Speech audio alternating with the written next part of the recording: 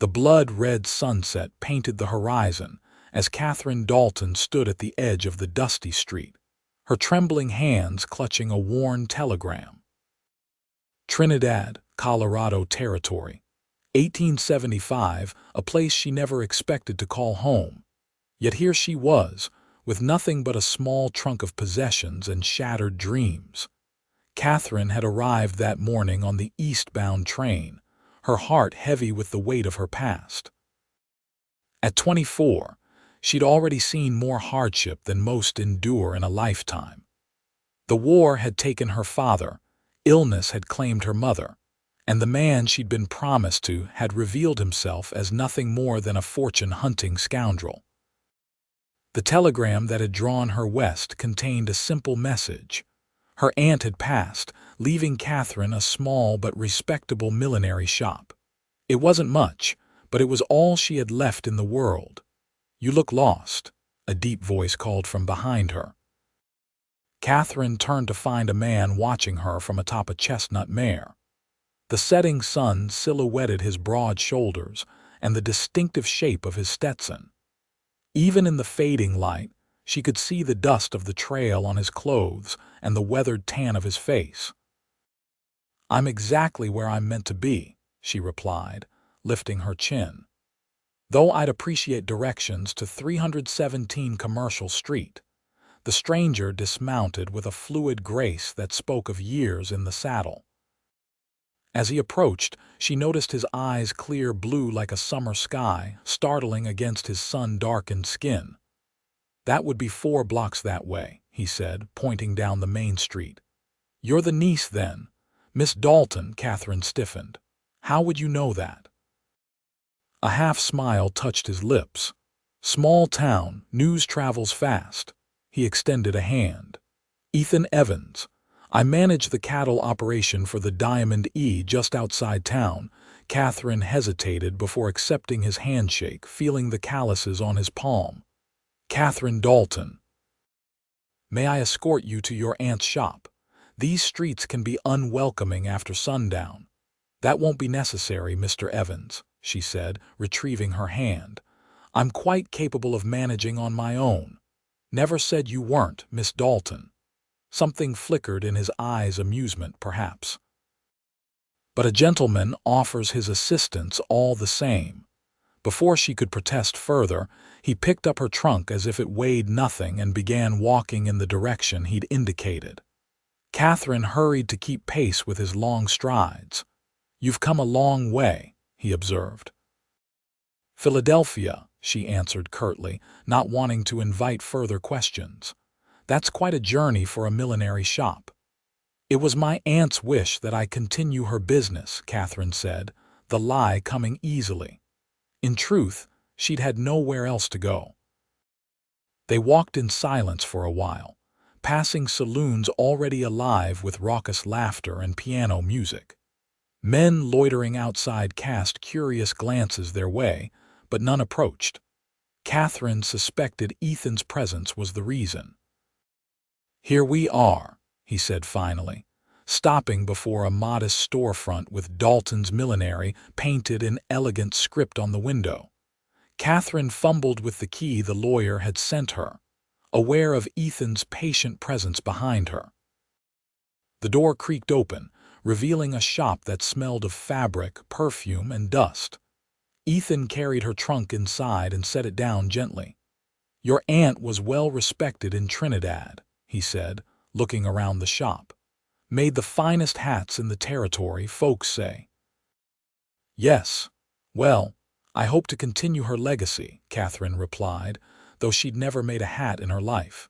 Ethan nodded, his eyes lingering on her face longer than was proper. "Town meetings tomorrow at the courthouse. Might be a good way to introduce yourself to the community." "Thank you for the information, Mr. Evans." He touched the brim of his hat. "Welcome to Trinidad, Miss Dalton. If you need anything, the Diamond E is just 5 miles north." With that, he left, closing the door behind him. Catherine stood in the silent shop, suddenly aware of how alone she truly was. She moved to the back room and found a small living area, a bed, a stove, a table with 2 chairs. Simple but clean, on the table sat a letter addressed to her in her aunt's flowing script. Catherine sank into a chair and broke the seal. "My dearest Catherine," it began, "if you are reading this, then I have passed from this world and you have accepted my invitation. I know the circumstances that have brought you west are painful, but perhaps in Trinidad you can find what has eluded you in the East: peace, purpose, and maybe even love." Catherine crumpled the letter. "Love," she whispered bitterly. "A fool's notion." The next morning, Catherine woke at dawn, determined to make sense of her new situation. The shop's inventory needed assessment, and she had much to learn about millinery if she was to keep up the pretense of being a skilled hat maker. She spent the morning exploring the shop, discovering shelves of ribbons, feathers, and fabric. A workroom in the back contained tools she couldn't name and half-finished creations that looked impossibly complex. By midday, she'd worked up the courage to venture out for supplies. The streets of Trinidad were bustling with activity: miners, cowboys, and townspeople going about their business. The town itself was a curious mix of frontier rawness and emerging civilization. Brick buildings stood alongside wooden structures, and the sound of construction echoed from the edge of town. At the general store, Catherine purchased basic necessities, painfully aware of how quickly her meager funds were dwindling. The shopkeeper, a portly man named Mr. Hollister, chatted amiably. "You'll be wanting to open the shop soon, I expect," he said as he wrapped her purchases. "Ladies have been asking when they might place their orders." "Yes, I'll need a few days to organize," Catherine replied, trying to sound confident. Course. Shame about your aunt, fine woman she was." He leaned forward conspiratorially. "Say, you attending the town meeting today? Important matters being discussed." "Water rights mostly, but there's talk of the railroad expanding the line." "I believe I will," Catherine said, remembering Ethan's suggestion. The courthouse was crowded when Catherine arrived that afternoon. She slipped into a seat at the back, hoping to observe without drawing attention. The room hummed with conversation, which quieted as the mayor called the meeting to order. Catherine's attention drifted as they discussed matters of little interest to her: taxes, road improvements, the upcoming Founders' Day celebration. Her gaze wandered the room, noting the various types that made up Trinidad's citizenry. It was then she spotted Ethan, seated near the front with a group of men who shared his weathered appearance. He seemed to feel her gaze, for he turned slightly, his eyes finding hers with uncanny precision. He nodded once in acknowledgement before returning his attention to the proceedings. The meeting grew heated when the topic of water rights arose. A well-dressed man stood, his voice carrying through the room. "The Morrison Creek runs through my property first," he declared. "I have every right to divert what I need for my fields." A chorus of protests erupted. One voice cut through the din: Ethan's, measured but firm. "That creek feeds 6 ranches downstream, Harrison. Your diversion would leave the rest of us high and dry by midsummer." "The law is on my side, Evans," Harrison retorted. "The law says you can take a reasonable amount," Ethan countered. "Your dam would take it all." The debate continued, growing more contentious. Catherine watched as Ethan maintained his composure even as Harrison grew red-faced with anger. There was something compelling about the cowboy's quiet authority. After the meeting, Catherine found herself caught in the crowd exiting the courthouse. A rough jostle from behind sent her stumbling forward, directly into Ethan's path. His hands shot out to steady her, strong and sure on her arms. "Careful there, Miss Dalton." "Thank you," she murmured, feeling heat rise to her cheeks. "It seems I'm indebted to you again." A smile touched his eyes. "No debt between neighbors." Harrison pushed past them, deliberately bumping Ethan's shoulder. "This isn't over, Evans." "Never thought it was, Harrison," Ethan replied evenly, though Catherine noticed his jaw tighten. When Harrison had gone, Catherine asked, "Is there bad blood between you two?" "Harrison believes might makes right," Ethan explained. "He's been trying to squeeze out the smaller ranchers since he arrived from back east. And you stand in his way. Someone has to." His gaze shifted to the street, where Harrison was mounting an expensive-looking horse. "Men like that, they don't understand that out here we survive by helping each other." Catherine thought of the coldness of Philadelphia society, of the fair-weather friends who'd abandoned her after her family's downfall. "That's a rare philosophy, Mr. Evans." "Ethan," he corrected. "And it's not philosophy, just common sense." He glanced at the son's position. "May I walk you back to your shop?" Catherine hesitated, torn between propriety and the strange comfort she felt in his presence. "I suppose that would be acceptable." As they walked, Ethan pointed out various establishments and introduced her to people they passed. Catherine found herself warming to his easy manner and the respectful nods he received from townspeople. "You seem well regarded in Trinidad," she observed. Ethan shrugged. "Been here since '66, after the war. People know where I stand." "And where is that?" "On the side of what's right," he said simply. Even when it's not easy, at the shop door, Catherine found herself reluctant to end their conversation. "Thank you for the escort, Mr. Ethan." He smiled at her use of his first name. "My pleasure, Catherine." The way he said her name made something flutter in her chest. Town's having a social on Saturday night. Dancing, food, might be a good opportunity to meet potential customers. "Perhaps I'll attend," she said, though the thought of socializing made her anxious. "Hope you do." He touched his hat brim. "Good day, Catherine." She watched him walk away, noticing the slight limp he tried to hide. A war injury, perhaps. Catherine shook her head, annoyed with herself for wondering. Later that afternoon, a knock at the shop door drew Catherine from her attempts to understand a pattern book. She opened it to find a young woman with bright eyes and a friendly smile. "Miss Dalton." "I'm Emma Bennett, your aunt's assistant. I've been visiting my sister in Denver, but I came as soon as I heard about Mrs. Dalton's passing." Catherine blinked in surprise. "Assistant? My aunt never mentioned."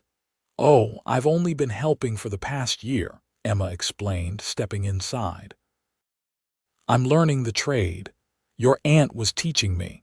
Relief washed over Catherine. "Then you know how to make hats, of course, and I know all the customers and their preferences."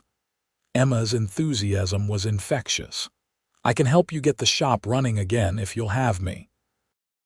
"Emma, I believe you might be the answer to my prayers," Catherine said with genuine gratitude. With Emma's help, Catherine began to make sense of the shop's operations.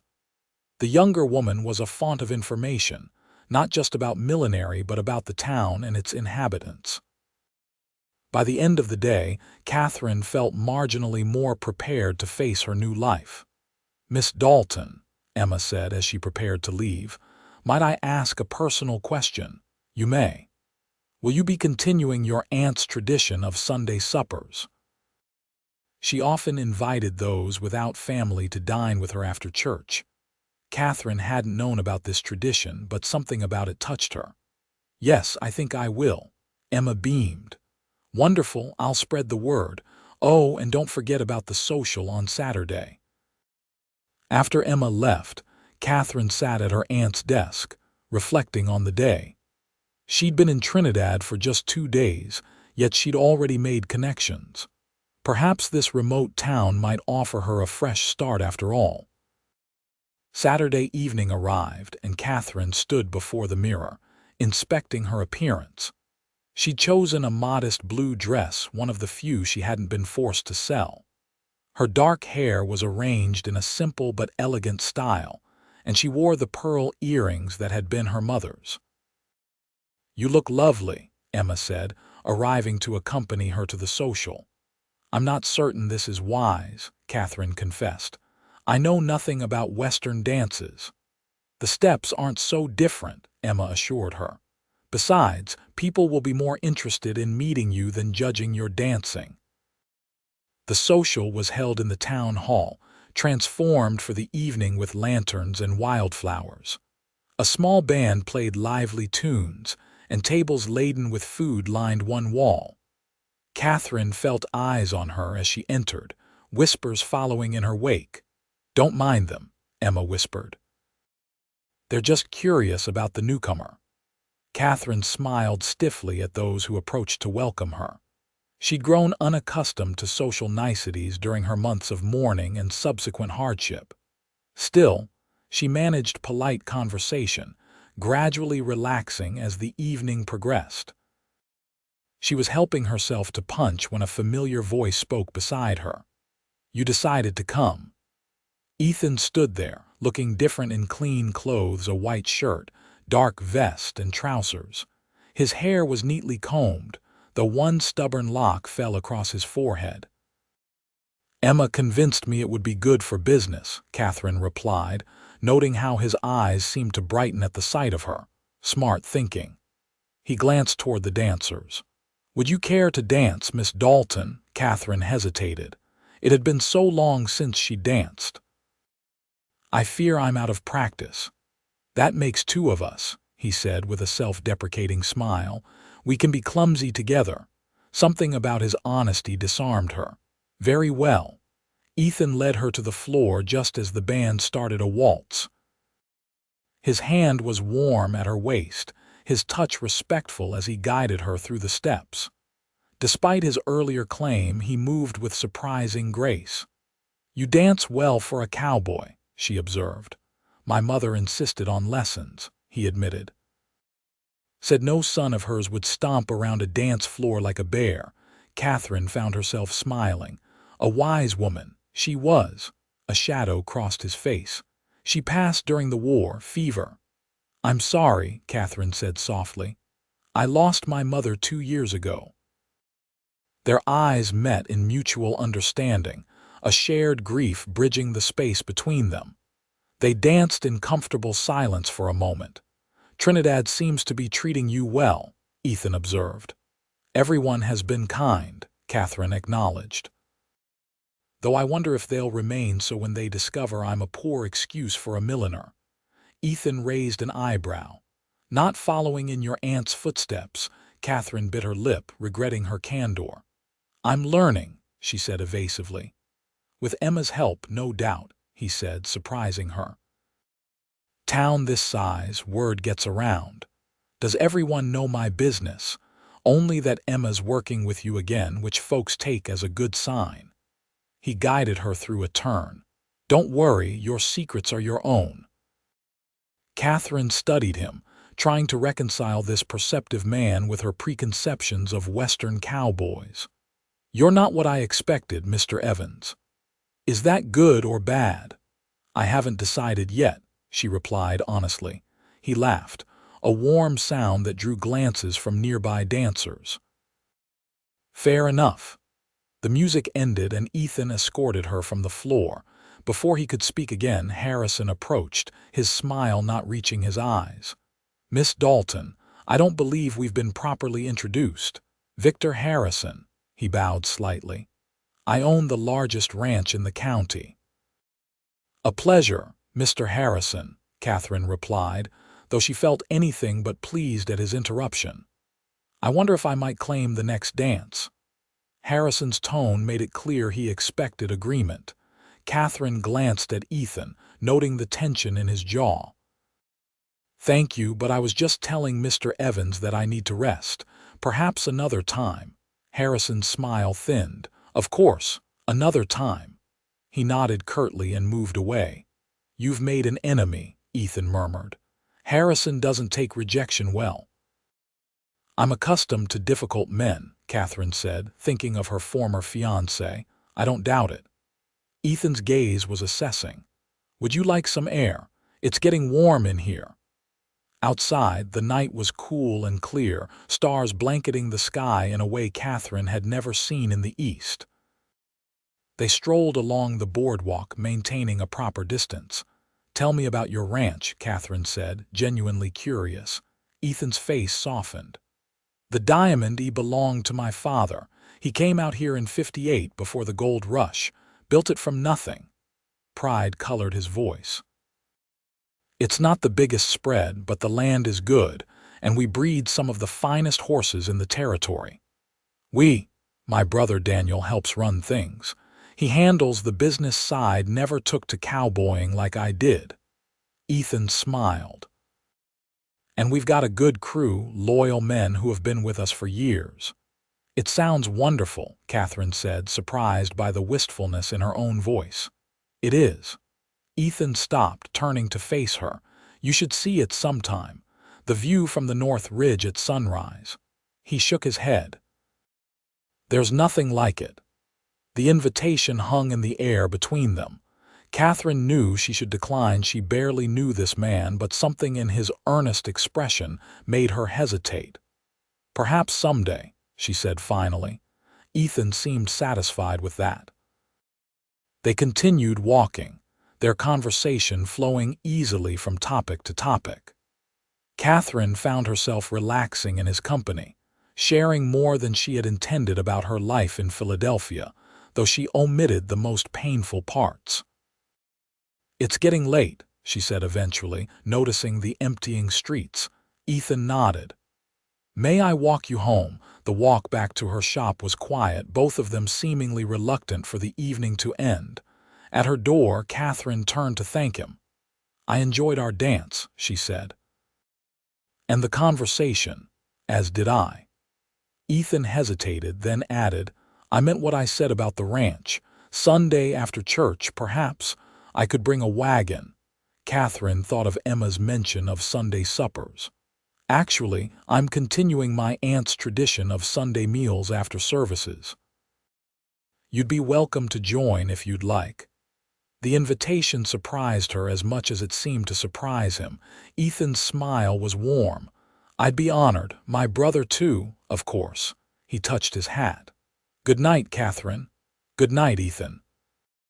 As she watched him walk away, Catherine felt a strange lightness in her chest, a sensation she hadn't experienced in a very long time. It unsettled her, this hint of warmth in a heart she'd thought frozen. "Don't be a fool," she whispered to herself as she locked the door. Men like Ethan Evans, kind men. Honorable men, they weren't meant for women like her, women whose trust had been broken beyond repair. The following weeks established a rhythm to Catherine's life in Trinidad. With Emma's guidance, she learned enough millinery skills to maintain the shop's reputation. Sunday suppers became a bright spot in her week, with a rotating cast of attendees that always included Ethan and his brother Daniel, a quieter, more serious version of Ethan. During this time, Catherine also began to understand the water dispute that had been raised at the town meeting. The region was facing a dry season, and Harrison's dam threatened not just the ranches, but potentially the town's supply as well. The situation grew tenser as summer approached. One Wednesday afternoon, Catherine was alone in the shop, working on a commission for the mayor's wife, when the bell over the door jingled. She looked up to find Harrison standing there, examining the displays with an air of casual interest. "Mr. Harrison," she said, setting aside her work. "How may I help you today, Miss Dalton?" He removed his hat. "I find myself in need of a gift for my housekeeper. Her birthday approaches." Catherine doubted his story but maintained a professional demeanor. "I'm sure we can find something suitable, perhaps a simple bonnet." As she showed him various options, Harrison made little effort to hide his true purpose. "You've become quite friendly with Evans, I notice." "Mr. Evans has been kind in helping me adjust to Trinidad," Catherine replied neutrally. Harrison selected a modest straw hat. "This will do." "Tell me, has he mentioned our little disagreement?" Water rights are hardly a little disagreement, Mr. Harrison. He smiled thinly. So he has discussed it. I wonder if he's told you the whole story. Catherine met his gaze steadily. I make it a practice not to involve myself in matters that don't concern me. Wise. Harrison placed money on the counter, far more than the hat was worth. Keep the change. And a word of advice, Miss Dalton, be careful of the company you keep. Evans may present himself as the territory's conscience, but he has secrets of his own. After he left, Catherine stared at the excess money, feeling as though she'd been bribed, though for what she couldn't say. She donated the extra to the church collection the following Sunday. That same afternoon, Ethan made good on his long-standing invitation to show Catherine the Diamond E. After church and their now customary Sunday meal, he helped her into his wagon, aware of the curious glances from townspeople.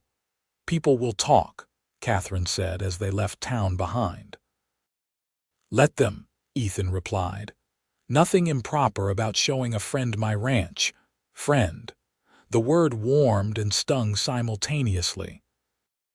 In the week since the social, Catherine had found herself looking forward to Ethan's visits to the shop, his invitations to community events, their conversations that stretched long into the evening.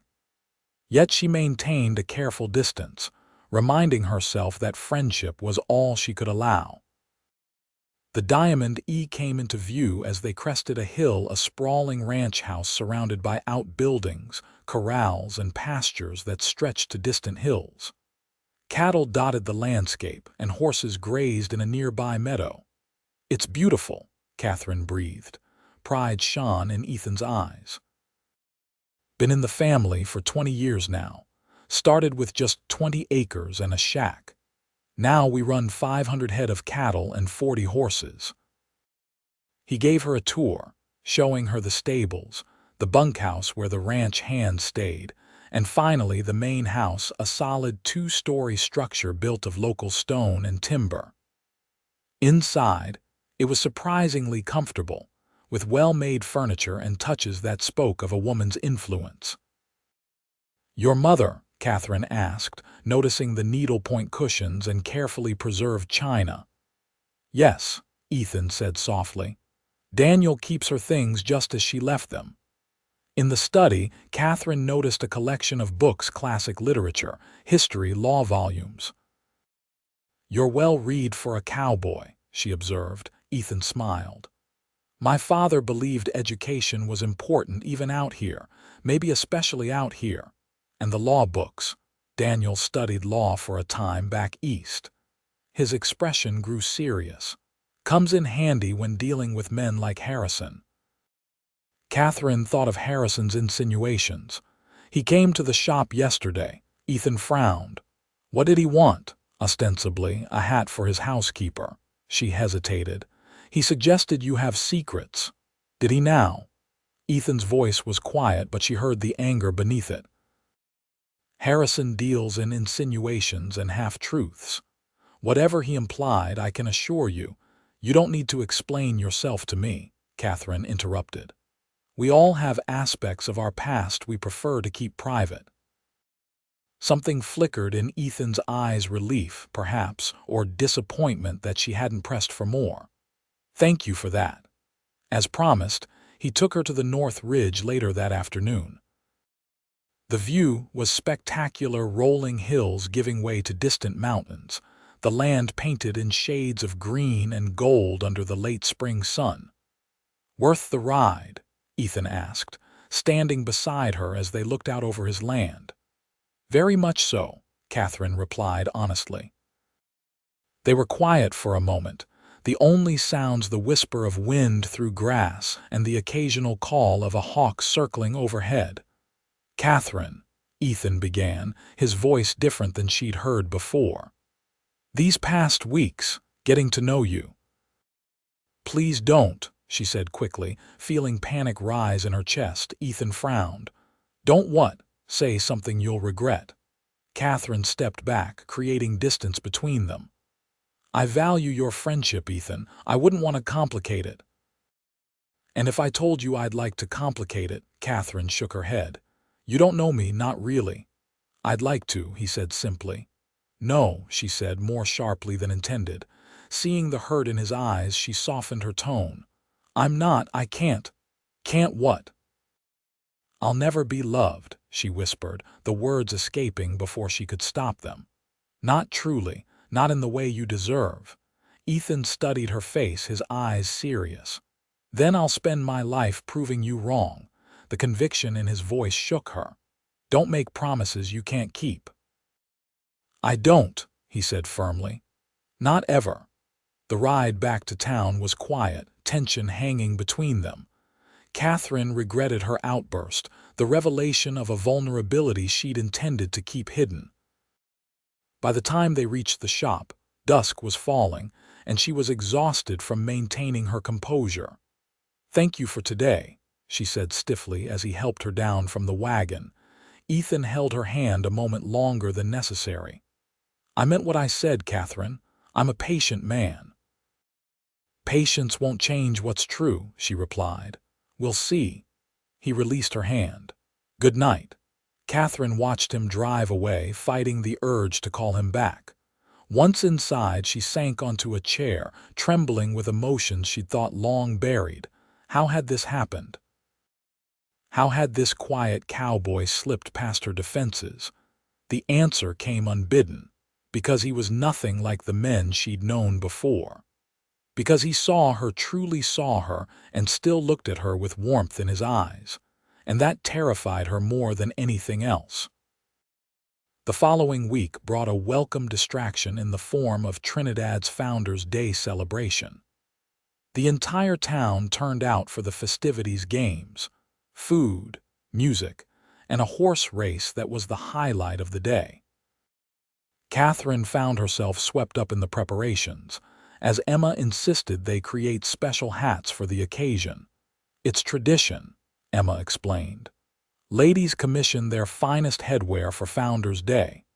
This resulted in the busiest week the shop had seen since Catherine's arrival.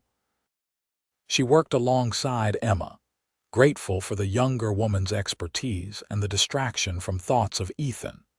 She hadn't seen him since their ride to the Diamond E, though Daniel had attended the most recent Sunday supper, explaining that Ethan was dealing with a situation at the ranch. Catherine had pretended not to notice the knowing look in Daniel's eyes when he mentioned his brother's absence. The morning of Founders' Day dawned clear and bright. Catherine wore one of her own creations, a modest but elegant hat with a blue ribbon that matched her dress. She and Emma had a small booth at the fairgrounds, displaying their wares and taking orders. By midday, the celebration was in full swing. Children raced about playing games, couples strolled arm in arm, and the air was filled with music and laughter. Catherine was just considering closing the booth for lunch when a shadow fell across her display. Miss Dalton, Harrison greeted her. What a charming hat! Your own work. Yes, she replied, keeping her tone professional. How is your housekeeper enjoying her bonnet? She was delighted, he said, though Catherine doubted the hat had ever reached the woman's hands. I wonder if I might have a word in private, Catherine hesitated. I'm rather busy at the moment. It concerns Evans, Harrison said, lowering his voice. An information that might be of interest to you. Curiosity won out over caution. Emma, would you mind watching the booth for a few minutes? They walked to a quiet area near the edge of the fairgrounds. Catherine maintained a proper distance, aware of how this meeting might appear to onlookers. What is this about, Mr. Harrison? Harrison smiled, though it didn't reach his eyes. I've made inquiries about your friend Evans. Did you know he served with distinction in the war, cavalry? He mentioned serving, Catherine said cautiously. Did he mention how he was wounded? Or why he received a dishonorable discharge? Catherine's stomach tightened. As I told you before, Mr. Harrison, I don't involve myself in matters that don't concern me. This concerns you more than you know. Harrison produced a folded paper from his jacket. Court-martial proceedings. Evans was charged with cowardice and desertion. "I don't believe you," Catherine said, though doubt crept into her mind. "Read it yourself." Harrison offered the paper. "The man you've been keeping company with abandoned his unit during a Confederate attack. 18 men died." Catherine refused to take the document. "Why are you showing me this? Consider it a friendly warning." Harrison tucked the paper away. "Evans presents himself as the moral compass of this county, opposing my dam on ethical grounds. I thought you should know the kind of man you're associating with. And what kind of man shares private military records to discredit an opponent?" Catherine countered, anger overriding her shock. Harrison's expression hardened. "The kind who believes in truth, Miss Dalton. Something your cowboy seems to have a tenuous relationship with." He tipped his hat and left her standing there, her mind reeling. She wouldn't believe Ethan capable of the cowardice Harrison described, yet doubt gnawed at her. Hadn't Ethan always been vague about his war service? Didn't he avoid the topic whenever it arose? Lost in troubled thoughts, Catherine wandered back toward the festivities, barely noticing where she walked until a familiar voice called her name. "Catherine." She looked up to see Ethan approaching, dressed in his best clothes, his face lighting up at the sight of her. The contrast between the man before her and the one Harrison had described was so stark that Catherine faltered. "Are you all right?" Ethan asked, concern replacing his smile as he drew closer. "You're pale." "I'm fine," she said automatically. "Just the heat." Ethan studied her face, clearly not believing her explanation. "Let me get you something to drink." Before she could protest, he guided her to a nearby bench in the shade and disappeared into the crowd. Catherine sat with her hands clasped tightly in her lap, trying to compose herself. Ethan returned moments later with a cup of lemonade. "Here," he said, sitting beside her. "This should help." Catherine accepted the drink with murmured thanks. They sat in silence for a moment, the festive sounds around them at odds with the tension between them. "I've missed you," Ethan said finally. "This past week." Catherine stared into her cup. "You were busy at the ranch." "Yes," he acknowledged. "And avoiding you, if I'm honest." She looked up, surprised by his candor. "I thought I'd pushed too hard," he continued. "Said too much." "Ethan, please let me finish." He took a breath. "I meant every word I said that day, but I shouldn't have sprung it on you like that. I know you have reasons for keeping people at a distance. I respect that." The earnestness in his eyes made Catherine's resolve waver. How could this be the same man Harrison had described? "I saw you speaking with Harrison," Ethan said, his tone carefully neutral. Catherine tensed. "Yes." "May I ask what about?" She hesitated, torn between the desire to confront him and the fear of what his answer might be. He had concerns about the dam. It wasn't entirely a lie, but Ethan seemed to sense there was more. He studied her face for a long moment. "Harrison rarely does anything without ulterior motives," he said finally. "Whatever he told you, the horse race is about to begin," a voice called out, interrupting their conversation. The crowd surged toward the track at the edge of town.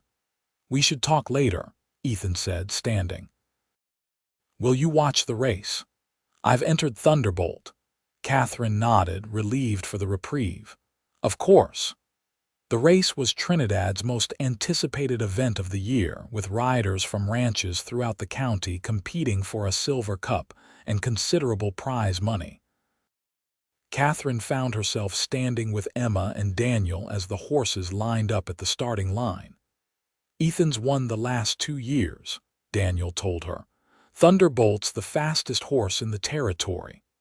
Catherine spotted Ethan at the line, mounted on a magnificent black stallion. He sat easily in the saddle, exchanging good-natured jabs with the other competitors.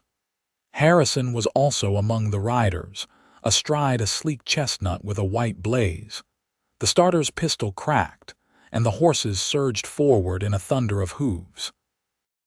Catherine found herself holding her breath as the riders rounded the first bend, Ethan and Thunderbolt already pulling ahead. The race course stretched a mile out of town and back, with spectators lining the route. Catherine lost sight of the riders as they disappeared behind a hill, emerging minutes later with Ethan still in the lead, Harrison close behind.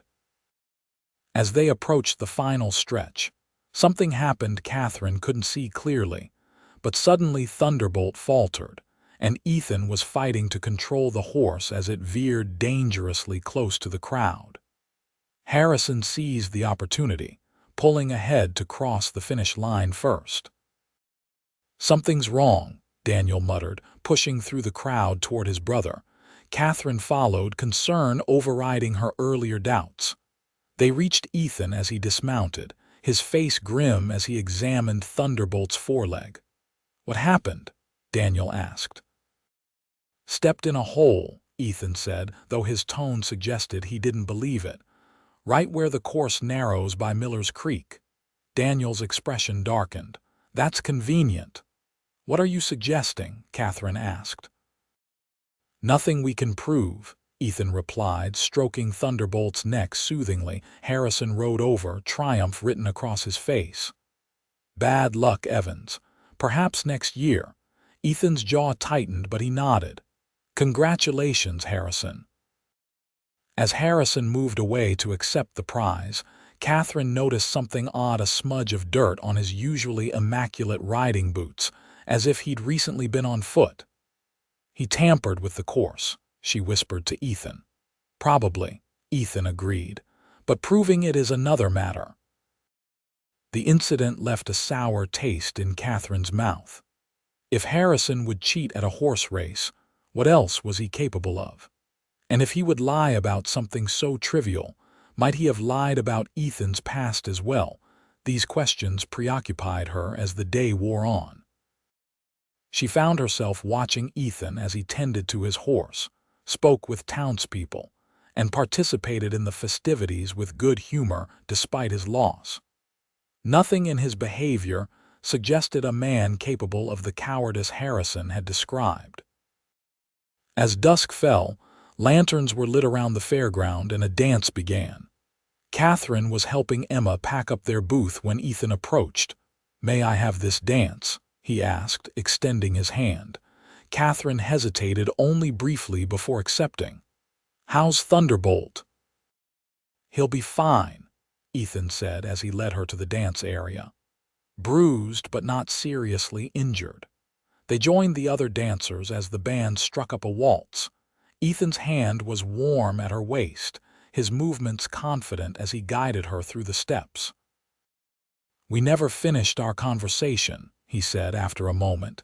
Catherine took a steadying breath. "Harrison showed me military records," she said quietly. "He claimed you were court-martialed for desertion, that men died because of it." Ethan's step faltered briefly, but he recovered quickly. His face had gone very still. "I see. Is it true?" The question hung between them, weighted with significance. For a long moment Ethan was silent, his eyes fixed on some point beyond her shoulder. When he finally spoke, his voice was low, meant only for her. "Yes and no." He met her gaze. "I was court-martialed. The charge was desertion, but it wasn't as Harrison presented it." "Tell me," Catherine said, her heart pounding. Ethan glanced around at the other dancers, the crowded fairground. "Not here. Would you walk with me?" They left the dance floor, making their way to a quiet area near the church. The music and laughter from the celebration seemed distant as they sat on a bench beneath an old oak tree. "I was a lieutenant in the 4th Colorado Cavalry," Ethan began, his voice steady but laden with old pain. "We were stationed near the Kansas border in '64. My commanding officer, Colonel Chivington, received orders to deal with a band of Cheyenne who'd been raiding settlements." He paused, his hands clasped tightly before him. "When we reached the camp at Sand Creek, I realized immediately something was wrong. This wasn't a war party, it was a village. Women, children, old people. Chief Black Kettle had a white flag flying above his tipi and an American flag too. Catherine's breath caught. She'd heard whispers of Sand Creek, even back east, though the newspapers had presented it as a necessary military action. Chivington ordered us to attack anyway, Ethan continued. Kill them all, he said. Nits make lice. His voice hardened with disgust. I refused the order, tried to stop it. When that failed, I rode out to warn the village, give them time to flee. You didn't desert, Catherine said softly. You tried to prevent a massacre. Ethan nodded grimly. Some escaped because of the warning, but not enough. Over 100 died that day, most of them women and children. The battle Chivington reported was nothing but murder. But you were court-martialed. Chivington had powerful friends. The official report called it a military victory. When I spoke out, they charged me with desertion. Ethan's mouth twisted bitterly. 18 men from my unit did die that day, killed by friendly fire in the chaos Chivington created. He blamed their deaths on me. That's monstrous, Catherine whispered. The court-martial was a formality. My father hired good lawyers, presented witnesses who supported my version of events. I was ultimately cleared of the desertion charge, but given a dishonorable discharge for insubordination. He looked at her directly. I've never regretted what I did, Catherine, only that I couldn't save more of them. Catherine reached for his hand, covering it with her own. You're a good man, Ethan Evans. He turned his hand to clasp hers. Now you know my secret. I don't speak of it often, not out of shame, but because people here know me for who I am, not what happened during the war.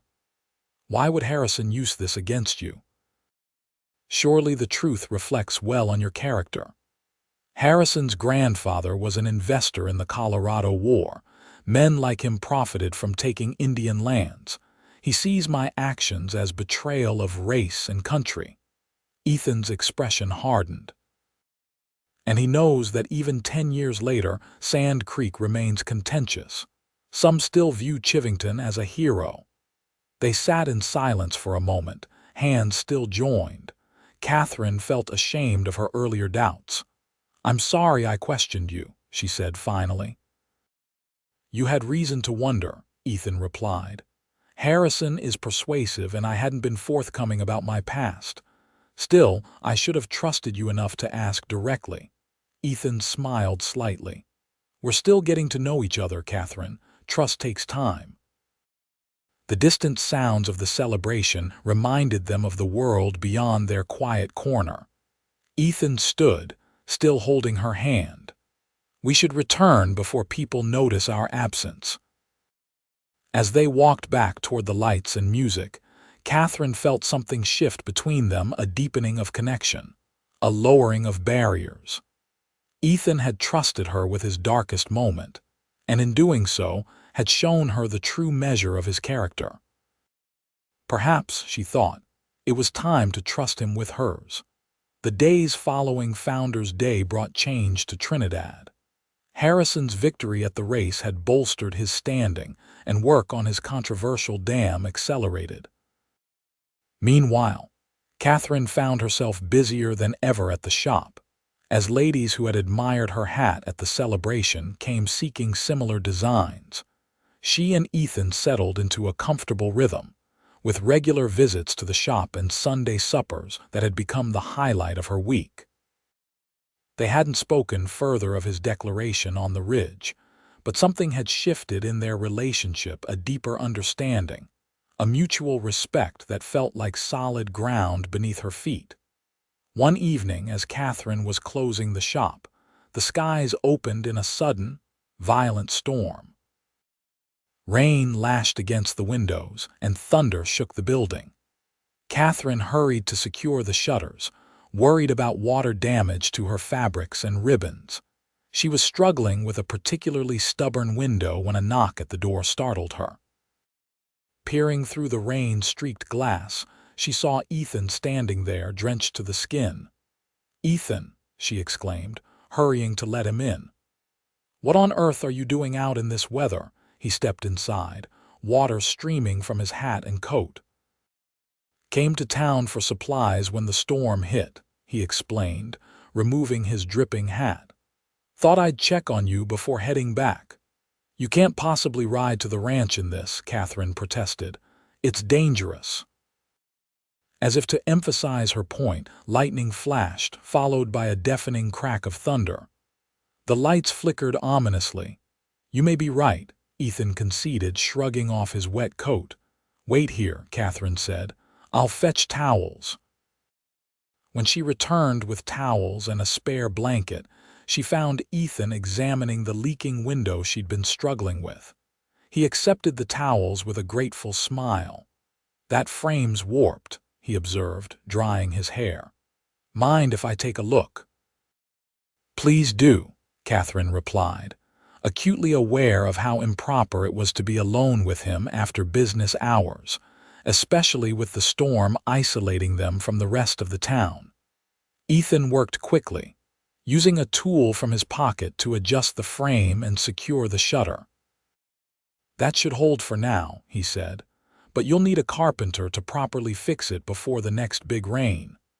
"I'll add it to my growing list of repairs," Catherine sighed, thinking of her dwindling funds. Ethan studied her face. Struggling.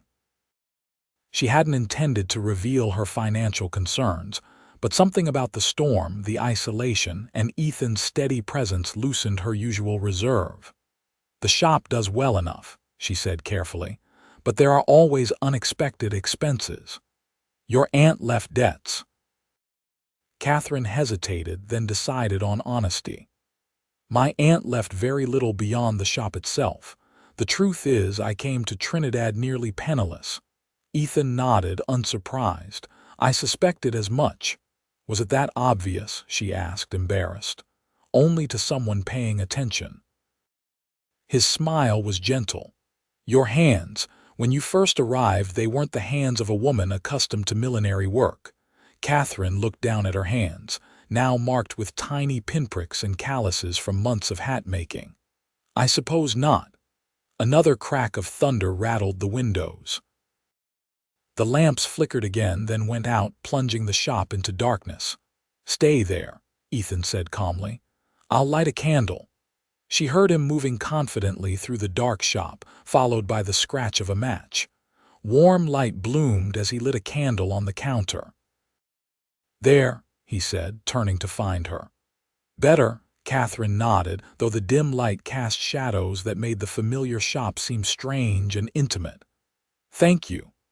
They stood in awkward silence for a moment, the storm raging outside, the candle casting a small circle of light between them. "Would you like tea?" Catherine offered, grasping for normality. "The stove is wood-burning, so we can still heat water." "That would be welcome," Ethan replied. In the small living quarters behind the shop, Catherine busied herself with the kettle while Ethan added wood to the stove. The domesticity of the scene wasn't lost on her, how natural it felt to move around each other in the confined space, how easily they fell into companionable silence. When the tea was ready, they sat at the small table, the candlelight flickering between them. The storm showed no signs of abating, rain still lashing against the windows. "Tell me about Philadelphia," Ethan said, warming his hands on his cup. Catherine tensed slightly. "What would you like to know?" "Whatever you're willing to share," he replied. "You know my darkest secret." "I know very little of your life before Trinidad." Perhaps it was the storm, creating a world where only the two of them existed. Perhaps it was the warmth in Ethan's eyes, the patient way he waited for her to decide. Whatever the reason, Catherine found herself speaking of things she'd kept buried for years. "I was engaged once," she began, her voice soft but steady. "His name was William Carrington, from one of Philadelphia's oldest families. We were to be married in the spring of '73. Ethan listened silently, his eyes never leaving her face. "My father died during the war," Catherine continued. "He left substantial debts my mother and I were unaware of. We managed to maintain appearances for a time, but after Mother fell ill, the situation became desperate. She took a sip of tea, gathering her thoughts. William knew of our financial troubles but assured me it made no difference. He loved me, he said, not my family's standing or fortune. But that wasn't true, Ethan guessed quietly. No, Catherine's smile was bitter. A week before the wedding, Mother died. That same day, I discovered William had been courting an heiress from New York for months. When confronted, he admitted our engagement had been a convenient way to maintain his social calendar while he secured a more advantageous match. Anger flashed in Ethan's eyes. "Bastard," he muttered. "Indeed," Catherine agreed. But the worst was yet to come. You see, I'd trusted William with managing what little remained of my father's investments. He'd been systematically transferring them to his own accounts. He stole from you, while pretending to love you. Ethan's voice was tight with controlled fury. Catherine nodded. By the time I discovered the theft, it was too late. His family had connections throughout Philadelphia society. No lawyer would take my case. No bank would extend credit. I was effectively ruined financially and socially. What did you do? Survived. Catherine's chin lifted slightly. I sold what possessions remained, took positions as a companion and then a governess. When my aunt's letter arrived offering the shop, it seemed providential. Ethan reached across the table, his hand covering hers. I'm sorry, Catherine. No one should endure such betrayal. It taught me valuable lessons, she said, attempting lightness. Trust must be earned. Love is often a mask for self-interest. And a woman alone must rely on herself above all others. Hard lessons, Ethan observed, but not universally true. Catherine met his gaze. Perhaps not, but they've served me well enough. Have they? His thumb traced gentle circles on the back of her hand. Has suspecting everyone's motives, keeping your heart guarded, has that brought you happiness? Happiness wasn't my aim, Catherine replied honestly. Security was. And now, is security still all you seek? The question hung between them, weighted with implications. Catherine found herself unable to answer, caught between long-held convictions and the undeniable pull she felt toward the man sitting across from her. The moment was broken by a particularly violent gust of wind that rattled the windows. Ethan reluctantly withdrew his hand. The storm's worsening, he observed. I should go. That's madness, Catherine protested. The roads will be flooded and it's pitch black out there. I can't stay here, Ethan said gently. You know that. Catherine knew he was right. A man spending the night in an unmarried woman's quarters would cause irreparable damage to her reputation. Yet the thought of him riding out into the violent storm filled her with dread. The bunkhouse at Miller's Livery is just down the street, she suggested. Surely he'd have space for the night. Ethan considered, then nodded. A sensible compromise. He stood, gathering his now dry coat and hat. Thank you for the tea and the conversation. At the shop's back door, sheltered from the worst of the rain by a small overhang, he paused. Catherine, he began, his voice low and serious. What I said that day on the ridge, I meant it. I still do. Before she could respond, he leaned down and pressed a gentle kiss to her cheek, his lips warm against her rain-cooled skin. Good night, he murmured. Then he was gone, striding purposefully through the rain toward Miller's Livery. Catherine stood in the doorway, her fingers touching the spot where his lips had been, watching until his figure disappeared into the stormy darkness. The following morning dawned clear and bright, as if the previous night's tempest had never happened. Catherine opened the shop to find Trinidad assessing the storm's damage: fallen branches, mud-slicked streets, a few damaged roofs. Her own shop had weathered the storm well, thanks in part to Ethan's repair of the troublesome shutter. She was arranging her display when the door opened, admitting Emma with an armful of mail. "The post finally arrived," the younger woman announced. 3 days late because of flooding along the route. She sorted through the stack. "Bills, advertisement circular, and oh, a letter for you, Miss Dalton." Catherine accepted the envelope, noting the Philadelphia postmark with surprise. Few people from her past knew her whereabouts. The handwriting was unfamiliar. "I'll open it later," she said, tucking it into her pocket. The morning passed quickly with customers eager to exchange storm stories while browsing. Catherine was helping a rancher's wife select ribbons when the door opened again, and Ethan entered, looking refreshed despite his uncomfortable night at the livery. "Ladies," he greeted them, tipping his hat. "Miss Dalton, I've come to properly fix that shutter if you'll permit it." "That's very kind, Mr. Evans," Catherine replied formally, aware of her customer's curious gaze. Mrs. Peterson, the rancher's wife, smiled knowingly. "Don't let me keep you from your repairs, Mr. Evans. I believe Miss Dalton and I have concluded our business." After the woman left, Catherine turned to Ethan. "You didn't need to come. I promised," he said simply, producing a small toolbox. "Besides, I wanted to ensure you were well after the storm. We survived unscathed thanks to your assistance." Ethan worked efficiently on the shutter while Catherine helped other customers. The easy domesticity of the previous night had been replaced by a careful formality, though Catherine caught him watching her when he thought she wouldn't notice. When the last customer departed, Ethan was just finishing his repairs. "Good as new," he declared, testing the shutter's movement. "Thank you," Catherine said sincerely. "What do I owe you for the work?" Ethan looked almost offended. "Nothing. It was a simple repair." "At least let me pay for the materials." "Catherine," he said, his tone gentle but firm. "I didn't do this for payment. I did it because," he paused, choosing his words carefully, "because I care about your well-being."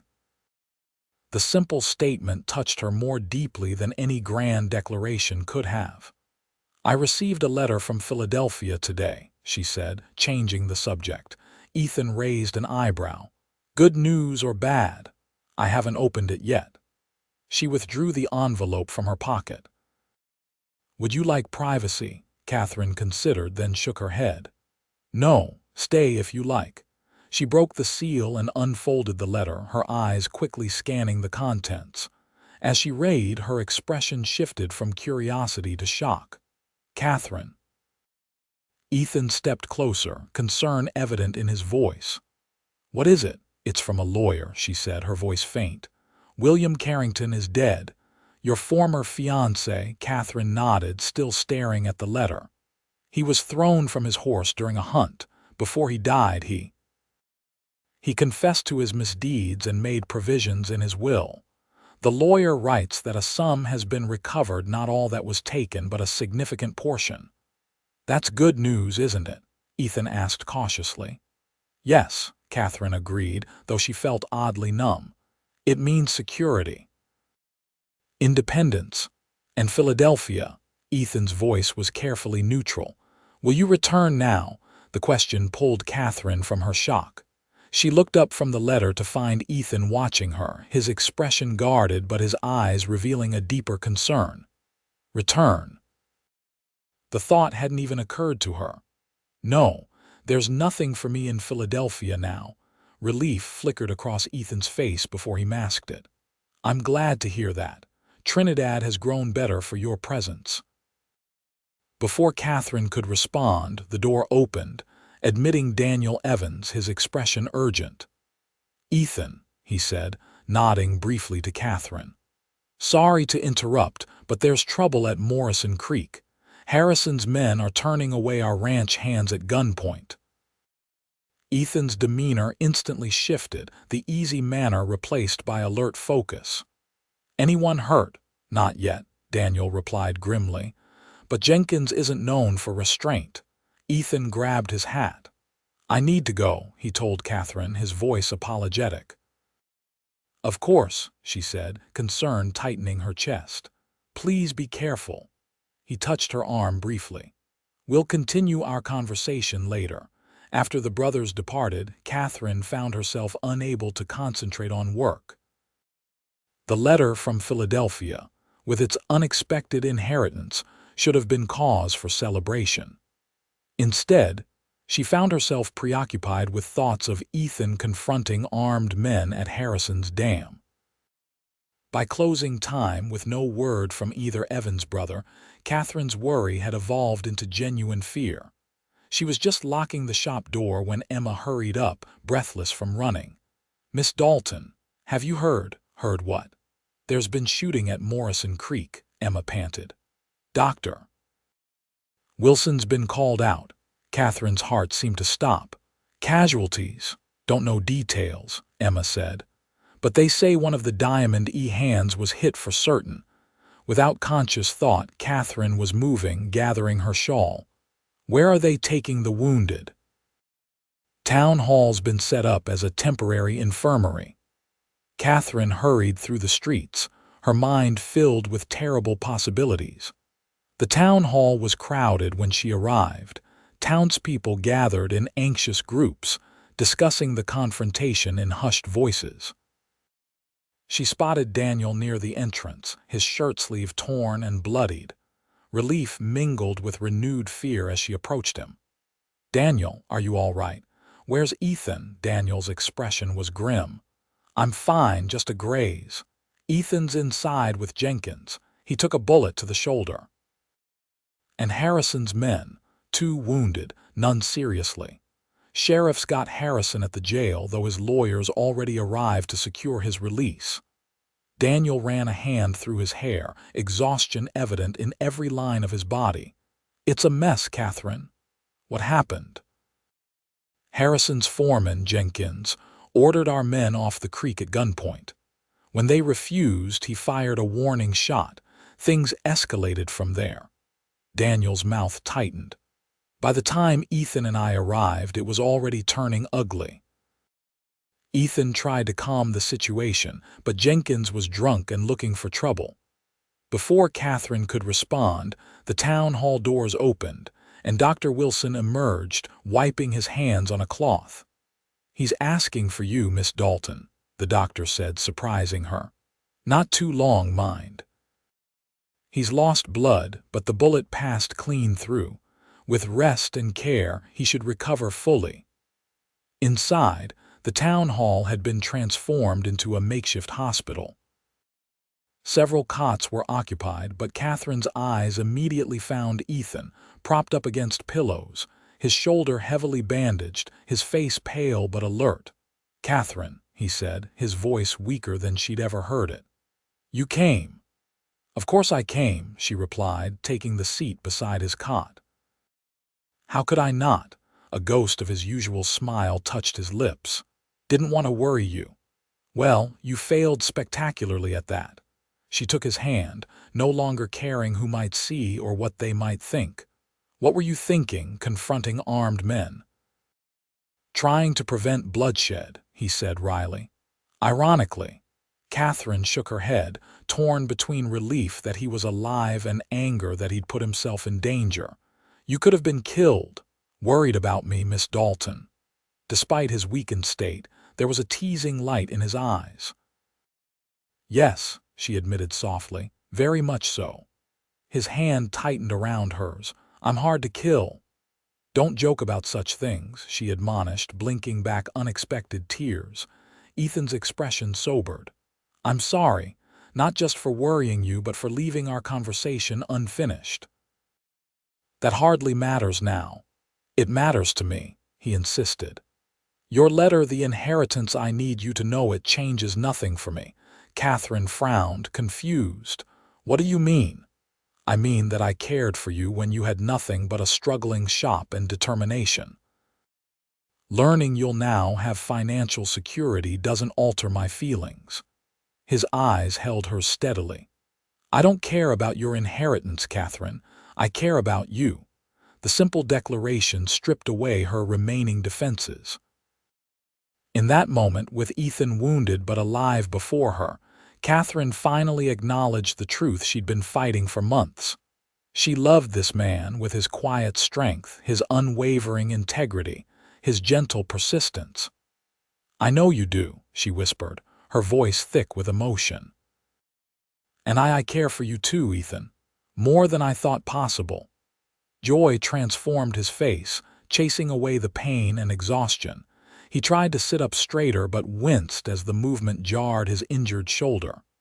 "Careful," Catherine cautioned, gently pressing him back against the pillows. "You need to rest." "What I need," Ethan said, his voice low and intense, "is to court you properly, Catherine Dalton. If you'll allow it." Catherine smiled, feeling lighter than she had in years. "I believe I would allow that, Mr. Evans." "Good," he murmured, his eyelids growing heavy as the doctor's laudanum took effect. "Because I meant what I said on that ridge. I'll spend my life proving you wrong." As Ethan drifted into sleep, still holding her hand, Catherine sat beside him, her heart full. The walls she'd built around herself after William's betrayal hadn't fallen all at once, but brick by brick, dismantled by Ethan's patient kindness, his unwavering honesty, his willingness to give her time and space to heal. She realized now that in trying to protect herself from pain, she'd also closed herself off from joy, from connection, from love. The safety she'd sought had become a prison of her own making, no longer. Whatever happened with Harrison, with the water dispute, with her unexpected inheritance, Catherine knew one thing with certainty. She would no longer let fear dictate her choices. The following weeks brought significant changes to Trinidad. News of the shooting at Morrison Creek reached the territorial governor, who sent representatives to investigate the water dispute. Harrison's dam was deemed excessive and ordered modified to allow sufficient flow to downstream properties. Harrison himself faced charges for inciting violence, though his wealth and connections ensured these were eventually reduced to a substantial fine. The incident damaged his standing in the community, however, and rumors circulated that he was considering selling his ranch and returning east. For Catherine, the weeks were marked by Ethan's recovery and the blossoming of their courtship. True to his word, once Dr. Wilson allowed him to leave his sick, Ethan began courting her with proper formality, calling at the shop with flowers, escorting her to church, arranging picnics and rides when his healing shoulder permitted. Catherine's inheritance arrived from Philadelphia, providing a welcome cushion of security. Her first action was to hire a proper carpenter to renovate the shop, expanding into the vacant space next door to create a larger workroom and display area. With Emma's continued assistance, Dalton's Millinery became one of Trinidad's most prosperous businesses. Sunday suppers continued, now regularly attended by a growing circle of friends. Catherine found herself fully integrated into Trinidad's community in a way she'd never experienced in Philadelphia. Here, she was valued for her skills, her character, her contributions, not for her family name or social standing. As summer turned to autumn, Catherine and Ethan rode out to the Diamond one crisp October afternoon. His shoulder had healed well, though it still troubled him in cold weather.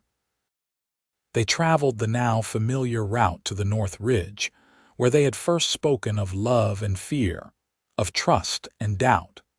The landscape was transformed by the season, the greens of summer giving way to golds and russets. They dismounted at the ridge, standing side by side as they looked out over the Diamond's rolling acres. "Beautiful, isn't it?" Ethan said softly. "Different every season, but always home." Catherine nodded, understanding now what he'd tried to show her months before, not just the physical beauty of the land, but the sense of belonging, of continuity, of roots sunk deep into soil that would endure. "I've been thinking," Ethan began, turning to face her. "About what you said that day in May." "I said many things," Catherine replied, though she knew exactly which words he meant. "You said you'd never be loved," he reminded her. "Not truly." Catherine smiled, remembering her certainty, her fear. "I was wrong." "Yes," Ethan agreed, taking her hands in his. "You were." He took a deep breath. "I promise to spend my life proving you wrong. I'd like to begin keeping that promise officially." From his pocket, he withdrew a small velvet box. Opening it, he revealed a ring, a simple but elegant design, a pearl surrounded by tiny diamonds. "It was my mother's," he explained. "Daniel helped me retrieve it from the bank in Denver." Catherine's breath caught as Ethan dropped to one knee before her, still holding her hands. "Catherine Dalton, I love you. Not despite your past, but including it every experience that shaped you into the strong, compassionate woman you are." His eyes held hers, sincere and unwavering. "Would you do me the honor of becoming my wife?" For a moment, Catherine was transported back to another proposal. Years before William's practiced words, the calculated charm that had concealed his true nature. How different this was: Ethan kneeling in the dirt, his expression open and vulnerable, offering not pretty phrases but honest love. "Yes," she said, her voice clear and certain. "Yes, Ethan, I will marry you." Joy blazed across his face as he rose, slipping the ring onto her finger. It fit perfectly, as if meant for her all along. Ethan drew her into his arms, his kiss gentle but fervent, a promise of the life they would build together. When they parted, Catherine rested her forehead against his, overwhelmed by happiness she'd once believed impossible. "I was so certain," she murmured. "So convinced that love wasn't meant for me." Ethan smiled, brushing a strand of hair from her face. "Fortunately, I'm a patient man, and remarkably stubborn." "Indeed you are, Mr. Evans," Catherine laughed. "A trait I've come to appreciate greatly." They married in Trinidad's church 3 weeks later, on a bright November day with the first dusting of snow on the distant mountains. The entire town turned out for the celebration, filling the church and spilling onto the street outside. Emma served as Catherine's maid of honor, while Daniel stood as Ethan's best man. Catherine wore a gown of cream silk, simple but elegant, with a veil she had crafted herself, her finest work to date. When the minister pronounced them husband and wife, and Ethan kissed her before the assembled congregation, Catherine felt a sense of rightness, of completion. This was where she belonged, not just in Trinidad, but with this man who had seen her scars and loved her anyway, who had gently but persistently shown her that her heart was still capable of love. The reception at the Diamond E Ranch house continued well into the evening, with dancing and feasting and toasts to the new couple. As darkness fell, Catherine found a quiet moment with her husband on the porch, away from the revelry inside. "Happy, Mrs. Evans?" Ethan asked, his arm around her waist. "Extraordinarily so," Catherine replied, leaning into his embrace. "Though I'm still getting used to the name." "You have a lifetime to practice," he murmured, dropping a kiss on her temple. Catherine thought of the journey that had brought her to this moment, the grief and betrayal in Philadelphia, the desperate journey west, the struggle to establish herself in Trinidad. Each painful step had led her here, to this man, this place, this life she could never have imagined a year ago. "I love you, Ethan," she said softly, "more than I thought possible." His arms tightened around her. "And I love you, Catherine, always will." The sounds of celebration drifted through the open doors: laughter, music, the voices of friends and neighbors who had become like family. Inside waited their future. Outside, the vast Colorado night stretched to the horizon, stars blazing in the clear autumn sky. Catherine had once believed she'd never be loved, that her heart was too damaged, her trust too broken.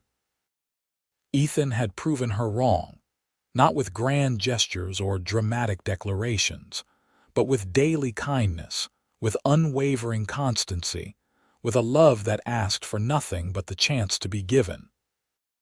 And she had proven herself wrong as well, finding the courage to open her heart again, to risk pain for the possibility of joy. In doing so, she had discovered a truth she'd once thought impossible. Love could heal even the deepest wounds if only given the chance. As they turned to rejoin their guests, Catherine caught her husband's hand, stopping him momentarily. "Thank you," she whispered. "For what?" he asked, curious. "For your patience, for your persistence." She smiled up at him, her heart full. "For proving me wrong." Ethan's answering smile was tender. "My pleasure, Mrs. Evans. My absolute pleasure." 10 years later, Catherine stood on the porch of the Diamond E Ranch house, watching as Ethan taught their eldest son, James, how to saddle a pony. At 8, James had his father's blue eyes and his mother's serious expression, particularly when concentrating on a new task. Their 6-year-old daughter, Margaret, sat nearby, alternately cheering her brother and asking when it would be her turn, while 4-year-old Thomas played contentedly with wooden blocks at Catherine's feet. The ranch had prospered under Ethan's management, expanding to include the former Harrison property, when its owner had indeed returned east following the water dispute. The large house now echoed with children's laughter, family gatherings, and the occasional Sunday suppers that had grown to include half the county. Catherine's millinery shop still thrived in town, now managed primarily by Emma, who had married Daniel 5 years earlier. Catherine visited several times a week, designing special pieces and mentoring young women in the trade, but her heart was here, at the Diamond E, with the family she and Ethan had created. As she watched her husband patiently guide their son, Catherine reflected on the journey that had brought her to this moment of contentment. The young woman who had arrived in Trinidad, bitter and broken-hearted, convinced she would never be loved, seemed like a distant memory. Ethan looked up, catching her eye across the yard. Even after a decade of marriage, his smile still warmed her from within.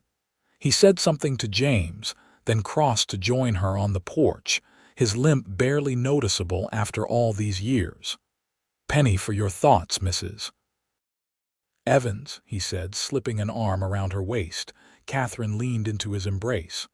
"I was just thinking how fortunate I am." "Funny," Ethan replied, pressing a kiss to her temple. "I was thinking the same thing." Little Thomas abandoned his blocks to tug at his father's pants leg. "Up, Papa." "Up," Ethan obliged, swinging the boy into his arms with practiced ease. "You're getting heavy, young man." "He's growing like a weed," Catherine agreed, smoothing their son's wild curls. "They all are." From the corral, Margaret's voice rose in a plaintive wail. "Mama." "James won't let me have a turn, duty calls," Ethan said with a wink, setting Thomas down. "I'll handle this particular negotiation." As he strode toward the bickering siblings, Catherine watched him go, her heart full of the quiet, steady love that had become the foundation of her life. Ethan had kept his promise, spending every day proving to her that she was worthy of love, capable of giving and receiving it without reservation.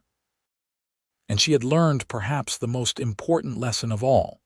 That happiness wasn't found in the absence of pain, but in the courage to embrace joy despite it.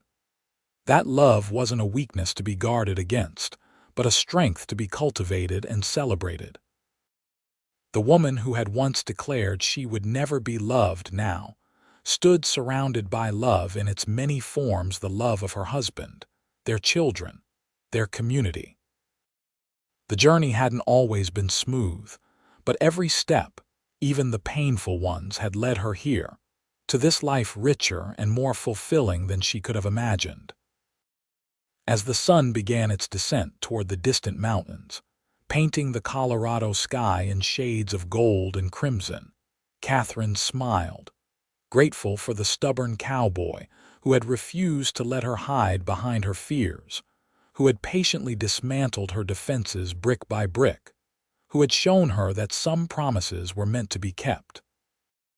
Some hearts were meant to be healed, and some love stories were meant to be written, one day at a time for a lifetime.